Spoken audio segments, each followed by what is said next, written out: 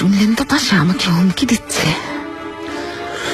সুলতানা, আপনাকে যেতে অনুরোধ করছি, শাহজাদের কাছে থাকুন।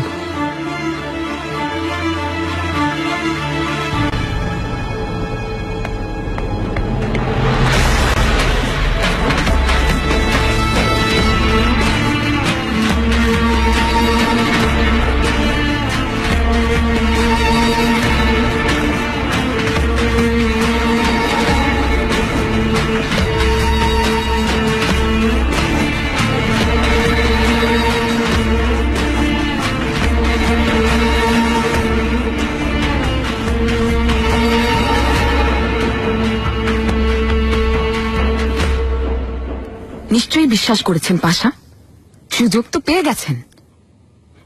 এবার এই মা ছেলের পক্ষে সুপারিশ করবেন আপনি। এই মারাত্মক অপরাধের তদন্ত অবশ্যই হবে, কারণ মুস্তাফার সুরক্ষার দায়িত্ব আমার উপর। তবে আপনি নিশ্চিন্ত থাকুন, যদি আপনি সত্যি নির্দোষ হন, আপনার খেয়াল আমি রাখব।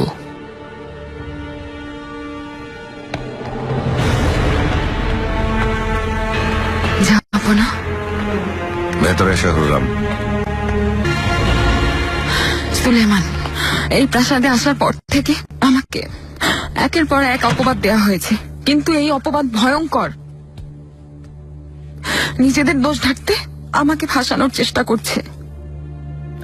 এফসুন হাতুন গর্ভবতী ছিল, অথচ এই কথা লুকিয়ে রেখেছে।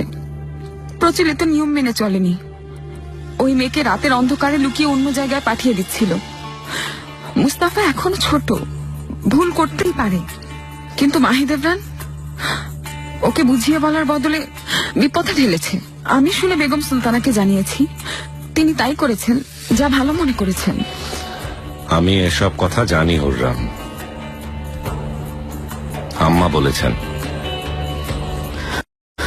আমার কথা বিশ্বাস করুন সুলেমান, এফসুন কি বলেছে সে কথা আর কেউ শোনেনি।